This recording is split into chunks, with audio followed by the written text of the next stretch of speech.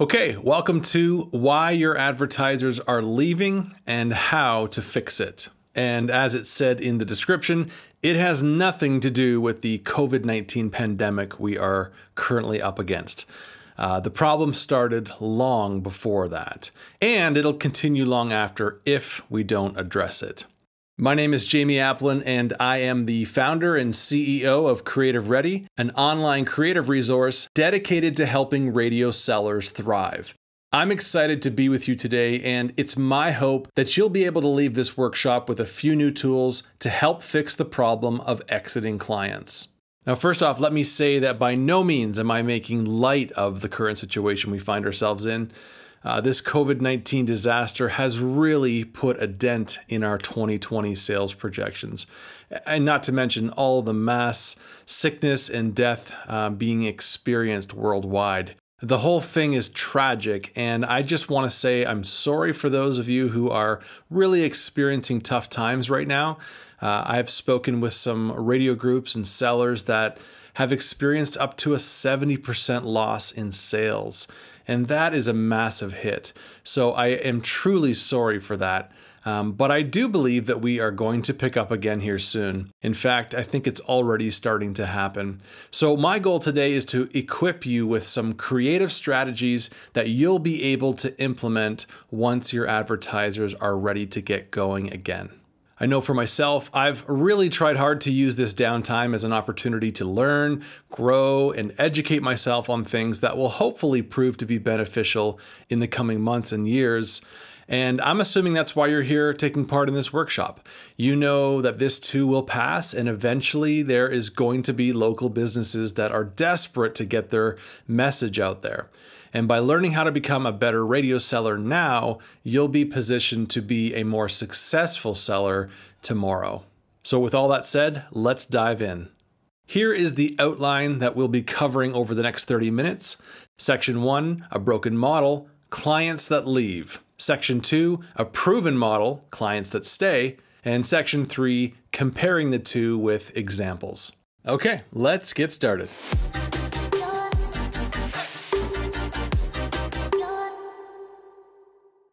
So, why are my clients leaving me? I can actually answer that question for you in just 2 words. Bad creative. Actually, let me back it up even further and give you 2 other words that are the real root cause of this problem. Ready for it? Radio spots. Radio spots. This is our supervillain and the true nemesis of radio advertising. And he's been sabotaging radio sellers for decades now. Even before we can talk about his evil sidekick, bad creative, we first have to understand why radio spots are robbing us of ad revenue that's rightfully ours. Let me explain.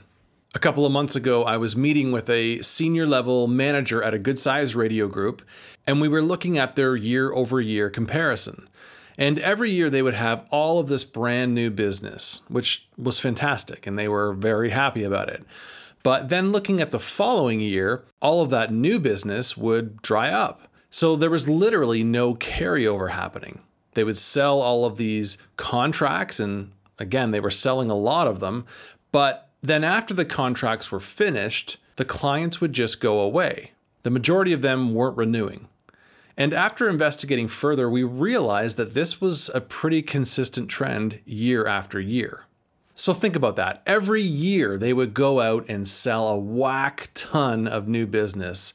And then they would have to go out the following year and do the exact same thing all over again just to make up the loss in sales. So there was never any growth. Their ad revenue, even though it wasn't terrible, had been flatlining for years. Now, I don't know about you, but if I wasn't experiencing any growth in my company year after year, I would certainly be bringing someone in to help figure out what we were doing wrong. And that's exactly what this group was doing. So what were they doing wrong? Was it that their sellers just weren't that good at selling? Well, no, because they were selling. They were selling and landing a lot of new accounts. They just weren't retaining them. So was it because those advertisers were running out of money and going out of business? Negative. all of those ex-clients still had their doors open for business. And then I asked them if I could hear the creative. And it all made sense. Every piece of creative that was used on these new accounts were a one and done idea that had nowhere to go. So they were essentially selling a single radio spot with no thought as to what happens when that spot becomes old or tired. So I asked, what happens when the spot runs its course? Well, we come up with a new spot idea, they said. And what happens when that spot finishes? We come up with another new spot. Maybe this all sounds normal to you, but after hearing their strategy, it was clear as day what the problem was. So I said to them, the reason you have all of this brand new business one year and then a bunch of zeros the next is because you've been selling the wrong product. You've been selling radio spots. At that point, they must have thought I was crazy. Stop selling radio spots? Isn't that precisely what we're trying to do? Sell spots on the radio? Yes and no. You obviously can't sell radio advertising without at some point producing spots. But ultimately, big picture thinking, you're not selling one-off radio spots. You're selling an opportunity to build a strong, recognizable brand in your local market. And you're doing it through the power of audio and the reach of your station. Let me say that again. You're selling an opportunity to build a strong, recognizable brand in your local market. And you're using the power of audio and the reach and influence of your station. To simplify that even more, you are selling an audio brand. And that introduces our superhero. If a radio spot is the villain, then an audio brand is our hero. And an audio brand has way more value than a radio spot. And it's not just more value on the one-time transaction, it's an ongoing residual value that businesses will pay a lot of money for. They'll pay good money for it because an audio brand is what gives them local recognition and brand awareness, and that translates into more sales for their business. And when they're introduced to a solution that increases their sales, they are more than happy to pay for it. But that entire plan gets messed up as soon as we allow radio spots to get in the way. In a little bit, I'm going to get into some more specifics on the differences between a radio spot and an audio brand and why an audio brand makes your clients stay with you. And you'll be able to actually hear what I'm talking about. But to kind of wrap up this first section, I really want to drive home the point of why selling radio spots and short-term contracts are the reason your clients are leaving and why you're not growing your ad revenue. When you're selling to a client, a lot of the time you're thinking about budget and schedule first and foremost. And when those details get sorted out and you have a go-ahead from your client, that's when you start putting together the creative. But it's almost always an afterthought. And that's what I mean by selling radio spots, where the primary focus becomes how many spots can my client afford and what sort of schedule can we create within that budget. All important details, but it's not where you start. Majoring on these two components and minoring on the creative is how you lose clients. And it's a recipe for ineffective advertising. What you need is a compelling creative idea first, an audio brand concept. And then you need to combine that with a long-term commitment from your client if they're ever going to see a return on their investment. If they begin to see a return, they will stay with you. If they don't, they will leave. It's not rocket science, it's just business 101. And a return on investment doesn't always have to mean more sales, at least not in the beginning stages. It could just mean that they're noticing more new customers, more local recognition, and even just people talking about their radio ads. Those are all great signs that they're starting to see a return on their investment. So if you continue selling contracts on a spot-by-spot basis, you're missing out, and you're not really doing your client any favors either. You might think it's a victory because you've just made a sale, and you may even have your client convinced that scraping together enough budget for a 3-week schedule is going to be the solution to their marketing. But trust me, in the end, you will just be tainting the soil. This type of sales strategy will inevitably produce yet another business owner that eventually says, "No thanks, I tried radio once. It didn't work." And then you've got your job cut out for you trying to convince them to give radio another shot, which you likely won't do, and then you might as well just take them off your list altogether. You're the expert, and it's up to you to educate your client on how radio works. So if you've ever asked yourself, why are my advertisers leaving? Why is my relationship with them so short-lived? It's most likely because you've been providing them with short-term solutions, which actually aren't solutions at all. They're the problem. When you think in terms of spots, you are only thinking about the immediate need. And that's what we call being nearsighted. You're focusing too much on the now and not enough on the not yet. But it's in the preparation and implementation of the not yet that's going to make you a top earner in your market. When you give spots, you get spots. And if you're okay with sporadic spots of money here and inconsistent spots of money there, then maybe you're fine and you can continue doing what you're doing. But if you're interested in an ongoing residual income that increases year after year, then it really is time to change your strategy. So if you don't want your advertisers to leave, you need to stop selling them radio spots.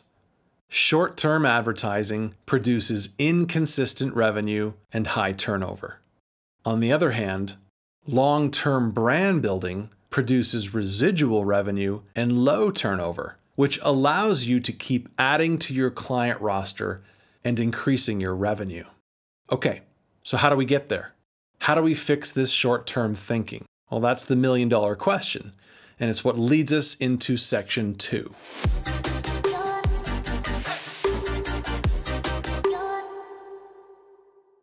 I have many great friends who have been selling radio for decades. Most of them are pretty opinionated and fairly stubborn in their ways, but all of them can agree on this one thing, and that is creative is king. They'll say, show me a creative campaign that can stand the test of time, and I'll show you a client who renews their annual every time. At the company I run called CreativeReady, we like to use the term annual plans and audio brands. And we totally believe that this is the ultimate win-win strategy for you and your clients. Annual contracts that have consistent frequency paired with an audio brand that is catchy, creative, and compelling is the formula to a successful advertising campaign. And if you can create a successful ad campaign for your client, they'll do it again and again and again, until it gets to the point where their radio advertising is so etched into the local market that everyone thinks of them first when they need whatever it is your client sells. Well, congratulations. You've basically just created a self-renewing client. So what is an audio brand and how do you develop one?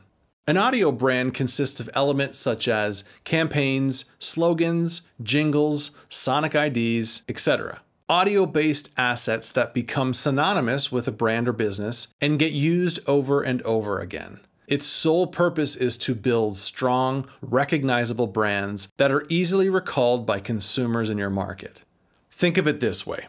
Every company has a visual brand that they can be identified by. A logo, colors, shapes, and fonts are all elements that comprise a brand's visual identity. Here's a few examples of highly recognized visual brands.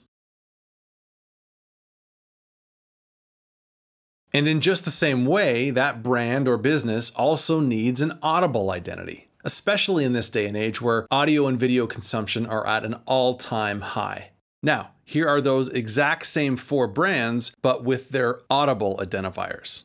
I'm loving it.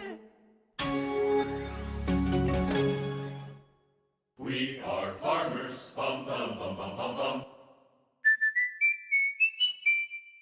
Now, I know these are all national and global brands I'm showing you as examples, and you're probably saying, we don't have the kind of budgets these national brands do. And I'm saying, you don't need it. All you need is a local ad budget, because in most cases, you're only looking to reach a local audience. And whether it's a national or a local campaign, the exact same methodology applies. It's the same goal, just on a smaller scale. Now, back to the visual identity comparison. Does a business change their logo or their colors every time they produce a new sign or print piece? Of course not. At least they shouldn't be. So why would we change the main elements of our radio creative every time we produce a new spot? This is exactly what we do every time we create a spot for a client that's not built around an audio brand.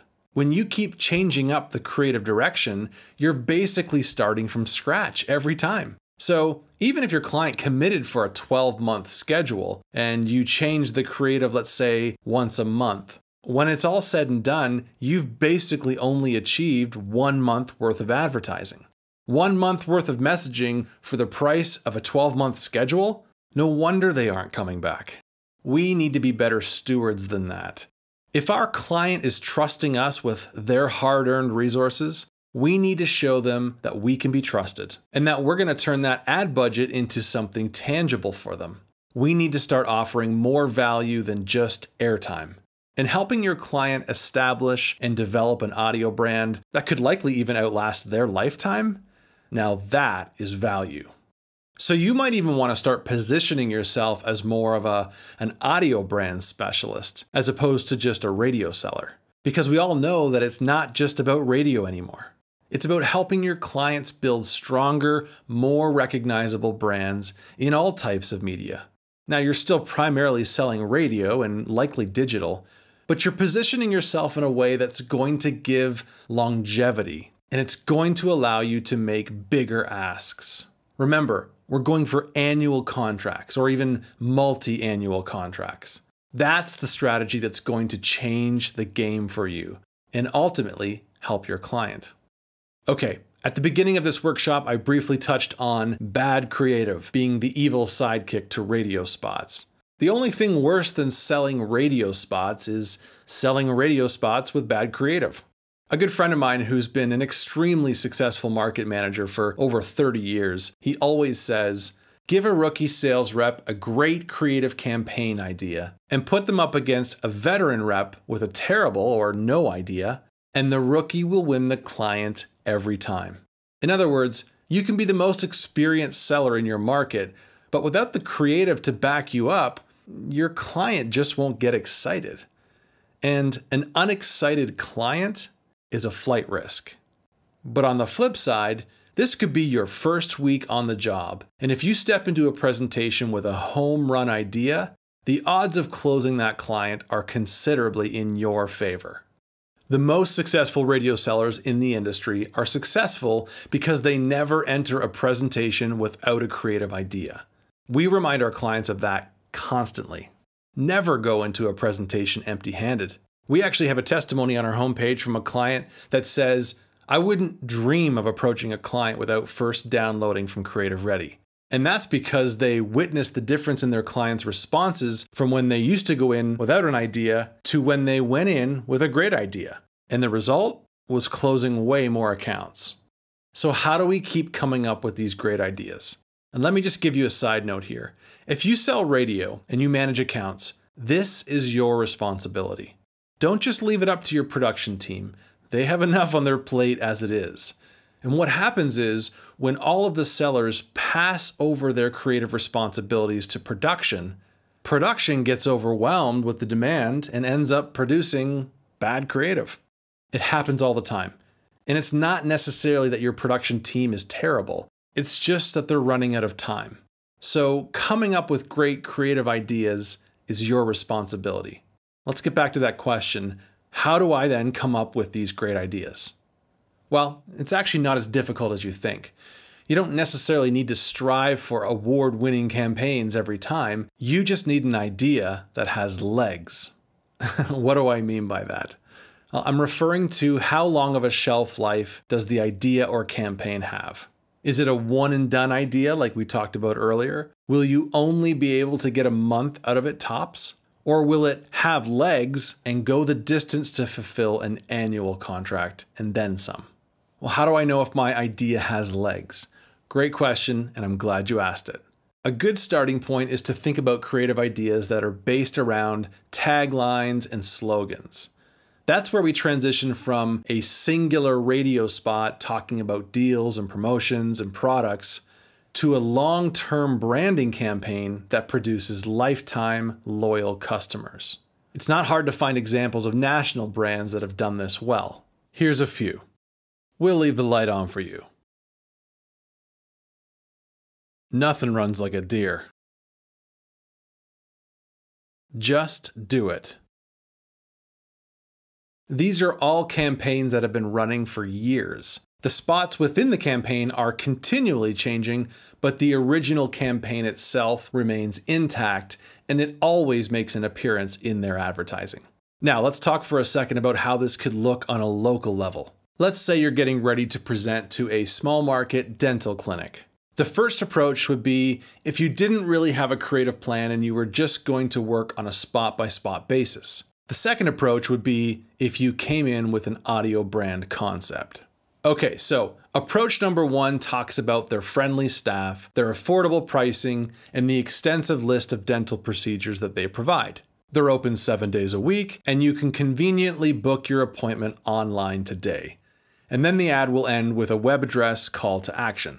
Approach number 2 identifies with the customer by saying things like, "We know we're not your favorite place to visit, which is why our top priority is ease and comfort while you're here and a healthy, beautiful smile when you leave." And then that ad will end with a tagline, "We love to see you smile." Now, the client might actually like both of these approaches. The problem is they don't really know any better, and only one of these approaches can be used for years to come. Only one of them can have endless ads built around the original concept. I'll give you a clue. It's not approach number 1. I mean, you can only talk about how friendly your staff is and how competitive your prices are in so many ways before the listener just tunes you out. But think about the endless ads you can create around the concept, "We love to see you smile." You can do client testimonials. You could write little stories and vignettes of things the staff does to get their customers to smile. You can even talk about how great your prices are and about how when you get the bill, that's going to make you smile. As long as it's all wrapped around the idea of "we love to see you smile," the possibilities are endless. And that's what I mean about an idea that's going to go the distance. It has legs. And then, of course, if you really want to go the distance, hire someone to sing the "We love to see you smile" tagline over a catchy music bed, and it's game over. Now that's an audio brand you could literally take to the bank for years to come. So, before you present a creative idea to your client, ask yourself, does this have the legs to go the distance?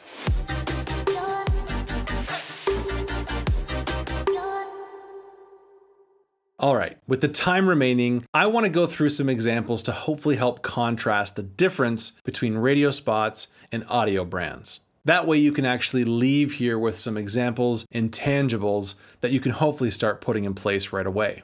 These first 2 examples are for the highly coveted auto dealer category. And these are examples from small to mid-sized markets just like yours. So they're not national brands. These are ads for local businesses. This first piece of creative I'm going to play is what I would classify as a radio spot. For 5 days only, purchase any new Dodge Grand Caravan or Dodge Journey for only $77 a month. Yes, you did hear it right.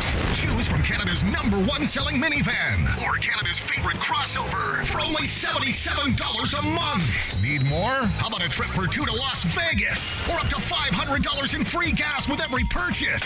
All this happens in only one place, City Chrysler, next to the Travelodge in Medicine Hat. You know, it's funny. I've heard that spot so many times now and I still don't know what's happening. Honestly, it's just, I'm so lost when I hear it. I just don't know what I'm supposed to take from it. Okay, so now let me play some creative from a campaign that's based around an audio brand. As a kid, you always wanted a pony. Well, how about 320 horses? Your ride begins with a sunroof so generous, even second-row passengers can bask in the sun. Plush leather seating that defines the word comfort and smells just the way you would expect it to. and a commanding V8 engine that's guaranteed to give you and your friends one feisty gallop. Hit the road in the all-new Ford Mustang GT. Hit the road to Chenoweth Ford. Now available at Chenoweth Ford in Clarksburg. Giddy up.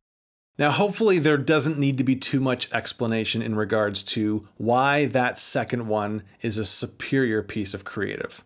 Actually, that particular campaign has seen huge results in local markets. For example, I had one of our clients send me this text right after he downloaded it and went and showed it to his client. I had another client send me this email after downloading it. Okay, let's hear a few other examples. Now, these are for a boating and marine store. And again, I'll first play what I consider to be a radio spot, and then I'll immediately play an ad with an audio brand. Your new boat is calling. Enjoy North Carolina the way it's meant to be, on the water. Whether your passion is fishing, skiing, relaxing, or all of the above, Park Boat Company and Manio Marine are North Carolina's dealers of choice. With hundreds of deck, cabin, fishing, and ski boats to choose from, we have the right boat for you. Ready to get on the water? Navigate to Park Boat Company in Washington or Manio Marine in Manio. Is it just a coincidence you live in Ontario? You could live anywhere, but you chose a place with more lakes than lawyers. Is it just a coincidence? If dry land is prison, then Sandy Cove Marine is early parole, with sport boats by Chaparral, plus Chaparral cruisers, and over 50 used boats. Sandy Cove Marine. It's not a coincidence, it's destiny. Come on in, the water's great. Sandy Cove Marine. So it's not like the first spot was absolutely horrendous. It's just that when you play the two of them back to back, which one is more memorable? By attaching a catchy, singable hook to your commercial, your chances of being remembered are significantly greater than those commercials that are void of those kinds of hooks. And that's the goal of advertising, to be remembered, to be at the forefront of people's minds when they need whatever it is you sell. Just like the old adage quote that says, "The purpose of advertising is to be known before you are needed." Okay, I think we've got enough time for one more comparison. These examples are for a laser vision eye correction clinic. And just to switch things up, I'll first play the audio brand ad and then the radio spot. It'll be interesting to see if you still remember the hook of the audio brand after hearing both ads. Have a listen. I woke up to the sound of her giggling somewhere near the end of the bed. I opened my eyes, and there she was, all ribbons and curls, my little girl. I said, "Wow, you are so beautiful." It was like I was seeing her for the very first time. You're gonna love what you see. No Name Laser Vision Center in your town. See things the way they were meant to be seen. You're gonna love what you see. Visit nonamewebsite.com. Laser vision correction doesn't just change your vision, it changes your life. At LASIK MD, our team of surgeons use the safest, most advanced technology to ensure the best possible results. With prices starting at just $490 per eye, freedom from glasses and contacts has never been more affordable. Join the millions of satisfied LASIK patients and discover why LASIK MD is the #1 choice for laser vision correction in Canada. Call or visit LASIKMD.com today for your free consultation. Okay, can you remember the tagline from the first ad?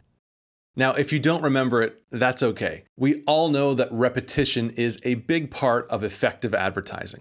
But I can pretty much guarantee that if you play those examples again 3 or 4 times over, it's the "you're gonna love what you see" hook that gets stuck in your head. And that leads me to the last point I'd like to make before wrapping this all up. Even with a well-crafted audio brand, unless you're able to get that long-term commitment from your client, it's not going to work out the way it should. If creative is king, then frequency is the queen. The two of them have to go together. Let's say you come up with a fantastic idea and your client loves it. You go through all the work putting it together and producing a top-shelf campaign. But then your client says, "I only want to run it for 3 weeks." Or how about this scenario? You get 2 weeks into airing the campaign and your client starts to get anxious. "It's not working," they say. "Let's change up the ads and come up with a new idea." This is tough. Your instinct is to do whatever the client wants because you just want to keep them happy. You don't want to lose the account. But I'm telling you, pulling the ads or continually changing the creative will result in a lost account anyway. Maybe not right away, but eventually they will leave because it's just not working. And like I mentioned earlier, it now becomes even more difficult to convince that client to give radio another chance. Maybe you've heard the saying, if you control the creative, you control the client. It's true, although I don't love the term control your client. I like to think of it as more of an education. If you control the creative, you educate your client. And an educated client is a cooperative client. So in those beginning stages of your client's relationship, it's imperative that you stress the importance of frequency. Without frequency, the creative just doesn't have a chance. Without good creative, frequency is just a waste. Do you see what I'm saying here? I'll say it again because this is a hill I'm willing to die on. A great audio brand paired with a long-term commitment is the only way for your client to see a return on their investment. And it doesn't work if you just take the budget of a 3-week schedule and spread it out over 12 months. I know you're thinking it. The rule of thumb when it comes to how many ads should be aired per week is what we call the 21-52 rule. I'm sure you've heard of it. 21 ads a week for 52 weeks of the year. That's 3 ads a day, every day. These aren't just numbers I'm pulling out of a hat. This is a tried, tested, and true strategy. I have personally witnessed businesses with zero recognition transform into businesses that dominate the category in their local market. And it's because they've committed to this strategy and they kept with it. I know right now this might seem like an impossible task, but trust me, it's not. And it's the only way. Besides, you're in sales. That's what you do. You thrive in scenarios where you need to convince someone to buy something. And the best part about this is that you're convincing someone to buy something that's actually going to help their business grow. This isn't some sort of pyramid scheme or snakeskin oil routine. These are proven methods to help local businesses thrive in their market. So be confident and don't compromise.